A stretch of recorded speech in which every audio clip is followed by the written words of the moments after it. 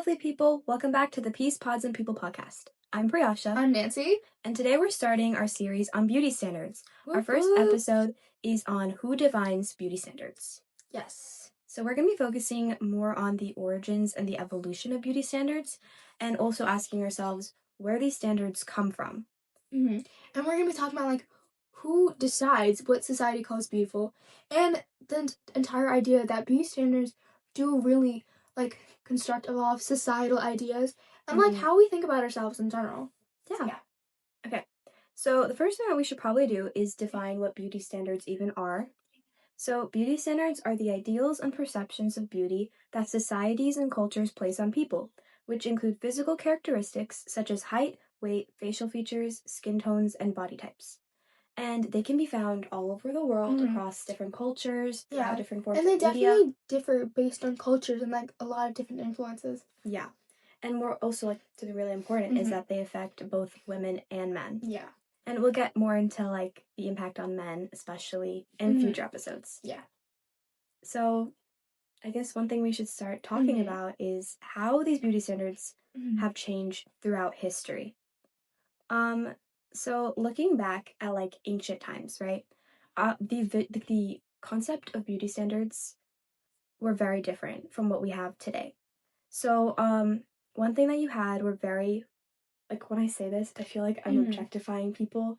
I feel like that just says so much about beauty standards as a whole. Yeah, it really does. Yeah. Because, a lot of, about beauty standards, it wasn't really just, thinking about, who you are as a person, rather, what you look like. Yeah. And putting all, value in your appearance, rather than value of personality. Especially specific parts of your appearance. Yeah. Okay, so looking at ancient times, you had very full figures with pronounced curves, soft and round silhouettes, and very pronounced stomachs. Yeah. And again, that's kind of different, at least pretty different from what we see today, in the fact that people were just very full, and that was the standard of what was beautiful. And I feel like today, you see a lot of people thinking that they're too fat or they're too big. A lot of people would be considering the entire Renaissance beauty standard as something that's oh well, you need to go to the gym or something. But really it's not like that, because all body shapes and all body types are beautiful. And I think it's just the beauty standards change so often based on what society thinks, or just what the internet thinks too. And we'll definitely get into the entire aspect of the media with beauty standards later. But it's just so sad that a lot of people don't really understand how beautiful they are based on societal perception. Because know that even if okay, that's not the standard now, it definitely can change in the future and will change in the future. Yeah, there's a definite possibility that things that you may not consider beautiful now were considered very beautiful sometime in history. But yeah, so that was pretty much the ancient era. Then you had the Renaissance, where you saw larger foreheads and flatter chests. And then by 1790, you started seeing the tapered waists. So that's where you had a very big emphasis on a very small waist, but very full at the top and very full at the bottom. So it's just mostly pushed up. Yeah. So yeah. No, and essentially that was where the emergence of things like the corsets, where people emphasized the entire. Nancy's dog. That's my dog. I think she just really loves our episodes. She loves hearing us talk. She loves hearing us yap. So anyways, back to we were saying corsets. What was I saying? Yes, corsets. So basically, a lot of for a woman, especially in this period, the biggest emphasis that would be driven into her, or just that she'd be kind of subjected to in general, was this kind of pressure to look attractive or desirable.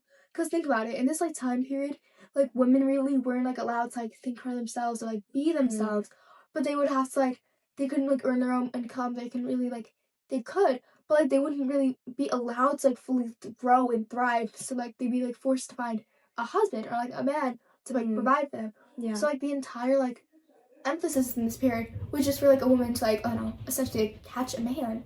Yeah. Or become more desirable, essentially. The entire thing with the face plucking in general. With the face, the hair plucking at the forehead. Forehead plucking Oh, okay. Yeah, Wait, with Mama, like describe that. the higher. Well, as you can see, I already have the perfect 5 head here, so Okay. it's okay. But like with like the entire like the bigger forehead, it was like meant to create this like more like blank face essentially. That was like a perfect canvas for like makeup or whatnot. And a lot of the makeup of that time like include like had like lead in it and toxic ingredients that were like purely just for cosmetic use, but like okay, like were really just like unhealthy for Yeah. the skin. And like it was supposed to create this like blank like kind of like face. So it will like cause people to like look down instead of like look up to Oh, like make it like less interesting, as to say. So wow. yeah. It's actually pretty fascinating how the like the role that women had in society really influenced the way that the standards worked. Like like you brought up how like the only job that really women had because they weren't really like allowed to go out and make a living of their own, like they're very dependent on finding a man. So I guess that Mm-hmm. idea of fitting into the standards and being beautiful, that must have been super important and definitely probably shaped the standards.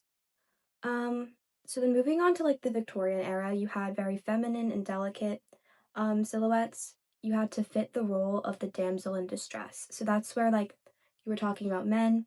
You kind of had to fit into this feminine role where you would be very attractive to a man and kind of like the one being saved by a man, which is very sad to say.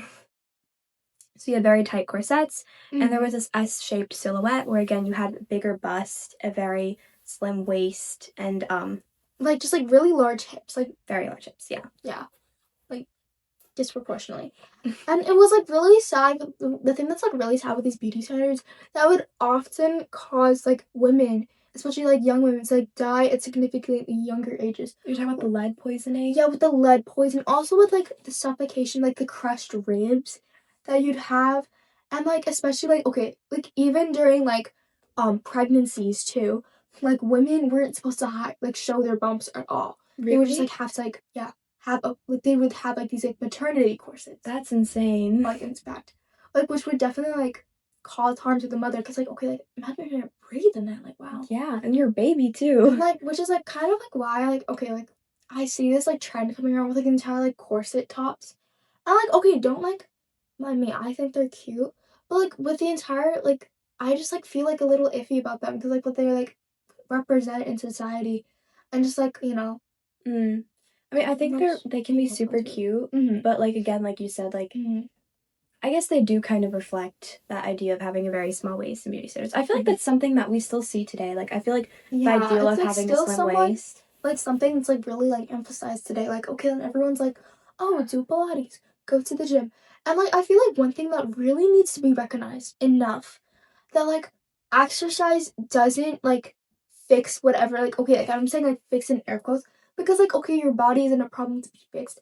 But like also in the sense that it doesn't change the shape of your body in the sense that like say for example if you like naturally have like wider hips than someone else that's like you're like going to the gym is not going to change your bone structure and Mm. generally I feel like everyone really does like want like to fit a certain mold or they're like oh I don't like this part of my body or like I don't want that part of my body so like they go to the gym to change it they do stuff to change it or they're just like okay like in extreme cases like they're like okay like getting plastic surgery and the point is like okay like it's really sad how like people get shamed for that Mm. because like okay again beauty standards are really like, intense and like so is like a lot of like discrimination like hatred around that but like in addition to that, like you can't really like change it through exercise. One thing, like, and I see this a lot on the internet too, where like people who are like overweight just like happen to be like you know, like heavier than like the typical person. Like Mm-hmm. they're often shamed online, and people like keep on telling them to like exercise and work out. But the point is like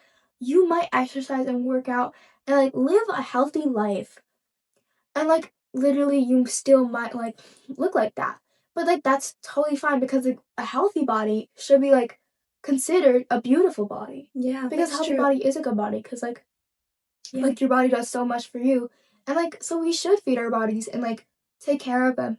But like a lot of times like it's really sad that I see in society like where people like try like so hard to like please other people and just like conform to standards where they really just start like trying to like excessively go to the gym and just like Probably also change. diet. Yeah. Like I know like Another really Mhm. important issue that I know can be like a pretty sensitive topic for some Mhm. people is like eating disorders, Mhm. which is another really big issue I think that comes with beauty standards. Mhm. Yeah. And I feel like we're also losing a lot of diversity Mhm. because people have very different facial features, different body Mhm. types.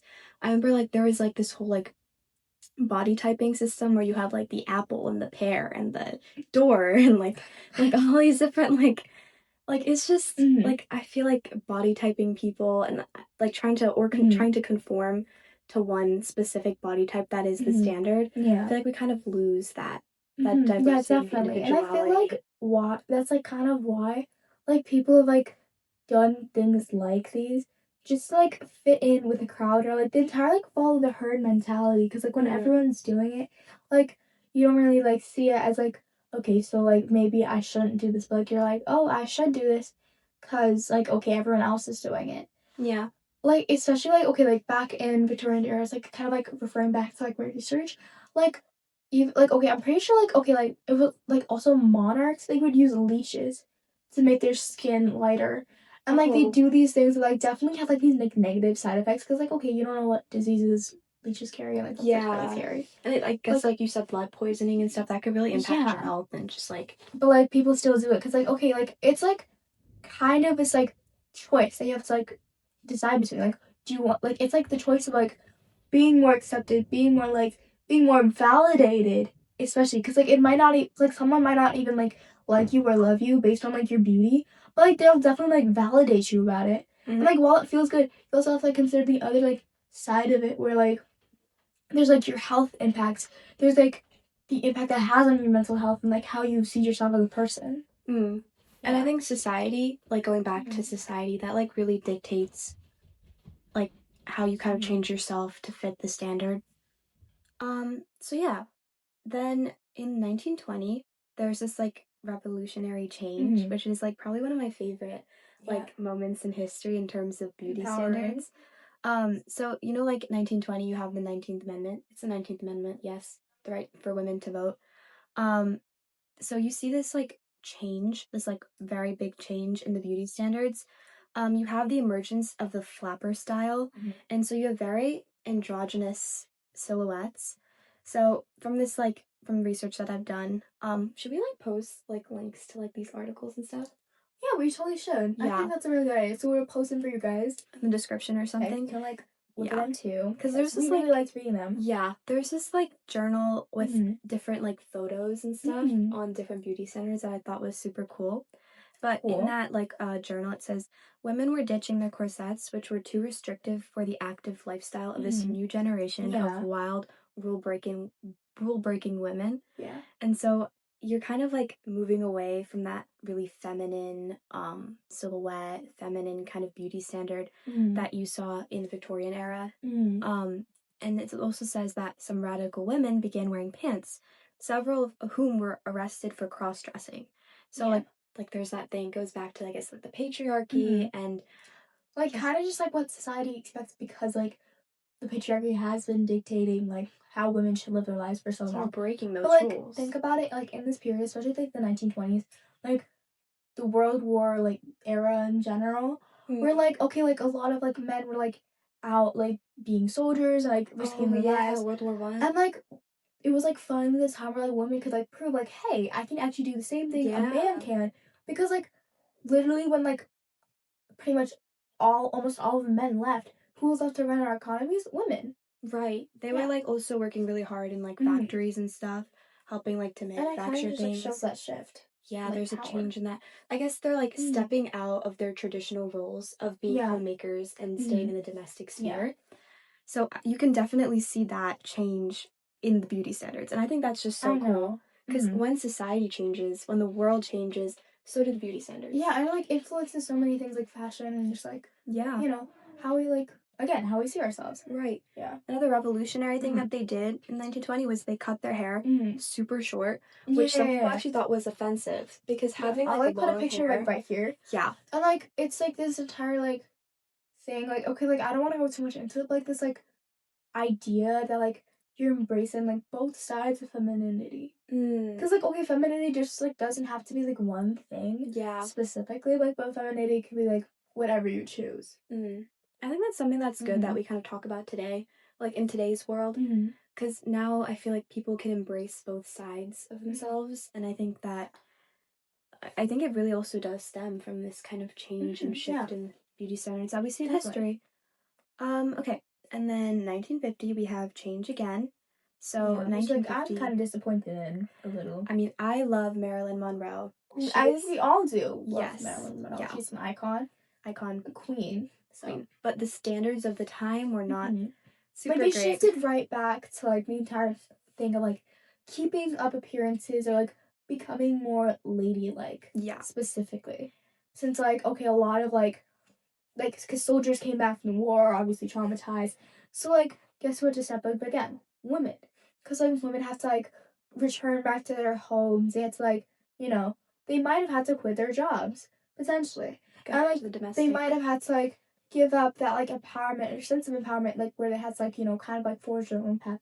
So, like, stay home, become a homemaker, and just, like, you know, like, go back to domestic life. Right. Yeah. So this is, like, post-World War II, post-Great Depression.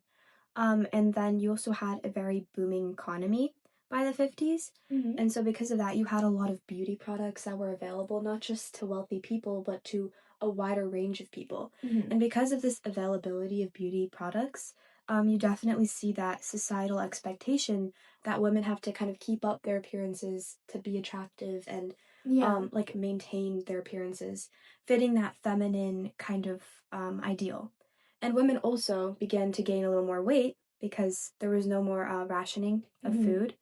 So the new silhouette that was really desired was the hourglass figure. Yeah. And also corsets came back. Yeah. Which was, like, inspired by, like, a lot of popular figures like Marilyn Monroe at the time. Yeah. And then one thing that I also want to talk about was like the 2000s. Because I feel like when I think about like 2000s fashion, it's definitely coming back in today's society. Yeah, and I feel like a lot of people just, like, really do love Y2K. Yeah. But when we think about like the standards, at least in all of the 2000s movies that I've watched, all the women are so skinny. Like, there was this entire, like, okay, right before the 2000s, actually, I kind of want to bring this up. There was this kind of, like, the look called heroin chic. And it was, like, based off of, like, really popular models. Yeah. Or, like, for example, like, okay, like, well, not just, like, models, but also, like, these, like, popular, like, TV show, like, stars. Like, okay, like, for Kate Moss. Or also, like, Britney Spears. Because, like, I don't, like, not to comment on these people's bodies, but, like, they were kind of, like, set up as this, like, standard as, like, what, like, women should look like, and just, like, what, like, little girls saw on their screen. Well, maybe not, like, little girls, but, like, you know, what people saw on their screens, and, like, they're like, oh, they look really pretty, I want to look like that, too. Yeah. I think that, I guess, like, I remember when I was little, like, I would look up at the people that I saw on TV and, like, their clothing and their style and just the way that they were. And I wanted to be like that. Yeah. I think a lot of young people out there just, like, desire to kind of be like the people that they look up to on screen and stuff. Definitely. So, yeah, that's pretty interesting. And then again, we have today, and I definitely see those, like, standards coming back. Like, I feel like we had a period where very full figures were emphasized again. Like, do you remember, like, the Kardashian kind of look? Yeah. Like, you had very, like, full, like, features, and then also, like... Like, very emphasized features, especially. Yeah. And we had, like, the BBLs and stuff like that. Just, like... Yeah, so you had that, like, the whole, like, Kylie Jenner, like, just very round and, like... Yeah. We were actually talking about, like, what was it? Was it Kylie Jenner lip trend or, like, Kim Kardashian? Oh, yeah. The It was, Kim Kylie Kardashian Jenner, lip trend. like, I think it was the Kylie Jenner one. The Kylie Jenner. I don't remember which one. Like, but, like, the suction one? Yeah, we used suction I don't know if you guys know what we're talking about, but, like, yeah. Oh my gosh, we've had some I was a victim. Yeah, she was a victim. I was a victim, so... So, obviously, they have such a big influence on people that are really young. How old were you when you did that? Like, I was probably, like, 7 or 8. Like, I like the fact that, like, okay, that still, like, had an influence on me. Like, I played 5-minute crafts. Definitely. Yeah. So they definitely influence young children, too, not just, like, older adults. Yeah, just, like... Wait, I'm sorry, cut you off. No, it's okay. Okay, But especially with the entire, like, 2016 era. Because like, Yeah. as a person who grew up in the 2016 era, I feel like that's, like, where I learned a lot of my makeup skills from. Like, I'd be, like, on my I was an iPad kid. I'd be, like, on my iPad just, like, going through, like, these videos of, like, these, like, 2016, like, makeup compilation They videos had such nice with, like makeup. yeah, with, like, the eyeshadow and, like, the Yeah. lipstick, and, like, I just be, like, looking at that, be like, "Wow, this is really cool." And I'd start doing, like, makeup on myself. I like to say I did pretty good, but I'm sure you did. I think y'all know, so How old were you in 2016? I'm not gonna say, but like you were pretty young in 2016. yeah. So I'm sure whatever you did was great. Ever since I was a kid, I've been legit. Yeah. Stop! Just the Okay. hater, guys. The Yeah, but weekend. weekend. But yeah, so I Yeah. think another like aspect. I Mhm. guess we've been discussing this like throughout Mhm. this whole like conversation about standards throughout history, but Mhm. also like what shapes beauty standards. So you were talking about like the whole what was it? Something chic? Oh yeah, heroin chic. Yeah, Heroin yeah, chic. yeah. So that like the rise of TV shows and Mhm. people being on those TV shows. So you have media, you have fashion, you have cultures, also companies. Like another thing that I think is super important Mhm. is I guess it kind of just reflects the beauty standards of like whatever time it is, but you like advertisements and Yes. like Yeah. different beauty products. I would definitely say so. Yeah. Yeah. Cause like think about it now today. Like okay, I feel like a lot of our like the entire like 2020 like trends for beauty standards in general, it's a lot more like skincare oriented. And you have like these like companies like pushing out brands for like, you know, like, oh, get rid of your under eyes, get rid of your acne, like get rid of Yeah. like all this stuff. And it's like being like okay, like this like one thing, like the phenomenon I see, like the Sephora kids. Like there's like young girls like rushing to Sephora buying like retinol and like drunk elephant Oh stuff. yeah. It's crazy. Yeah, which is like kind of crazy in the sense, because like okay, I feel like it's definitely like the influence of the media, and I feel like we should definitely talk about it in a different episode. Yeah. But We'll talk about yeah, social media in our next yes, episode, so we'll but like definitely get into also that. just the fact that like you know even like these beauty standards like they hold weight today. Mm. Yeah.